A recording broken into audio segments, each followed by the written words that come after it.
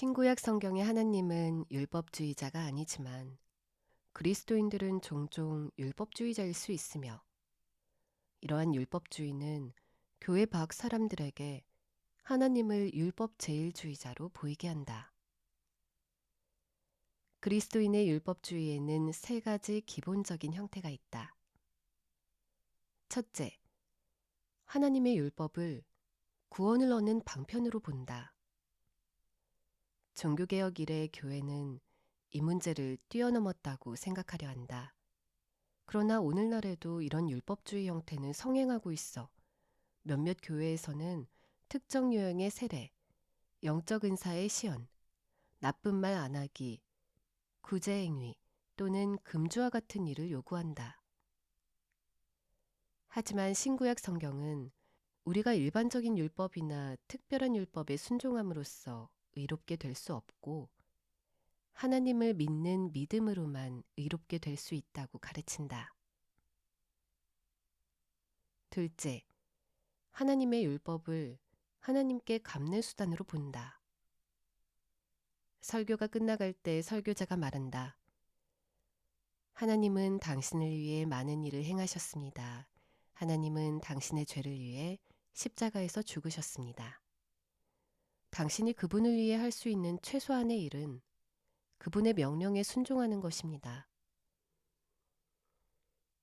이런 견해의 문제는 성경에서 말하는 율법이 우리에게 좋은 것이 아니라 하나님께 좋다는 데 있다. 하나님의 명령에 순종함으로써 우리가 하나님께 호의를 나타낸다는 것이다. 이러한 이해는 구약 성경의 야훼나 신약 성경의 예수님보다 오히려 에누마 엘리시에 나오는 마르둑에 더 가깝다. 성경은 우리가 순종함으로써 하나님께 갚을 수 있다고 말하지 않는다.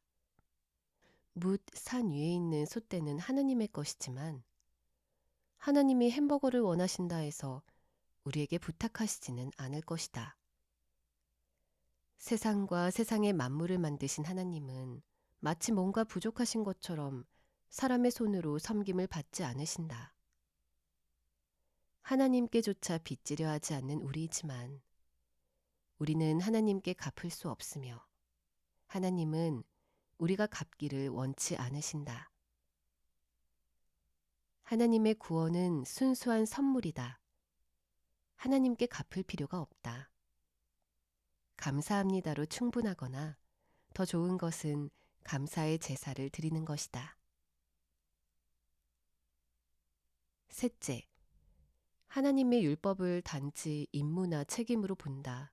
순종의 이유가 없다.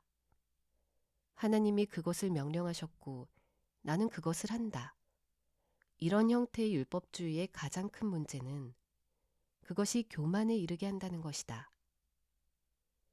하나님이 우리에게 동기부여가 필요함을 아시기 때문에 성경은 우리에게 순종의 이유를 제공한다. 예를 들어 가난한 사람을 돕는 것과 관련하여 구원받으려면 구제해야 한다든지 구제는 하나님께 갚는 길이며 우리의 의무라고 율법주의자처럼 말하는 그리스도인을 보게 될 것이다. 성경은 우리가 가난한 사람들을 도와야 할 많은 이유를 말하지만 그 이유 중에 우리를 구원받게 할 수 있는 것은 없다. 하나님은 우리가 가난한 사람들을 도우라는 하나님의 명령에 순종하면 하나님이 우리에게 복 주시며 신명기 15장 10절, 누가복음 14장 13절에서 14절, 우리의 기도를 들으시며 이사야 58장 7절에서 9절, 우리와 함께 거하시며 예레미야 7장 5절에서 7절, 우리가 저주를 피하며 잠언 28장 27절, 우리에게 하늘의 보화가 있으며 마가복음 10장 21절.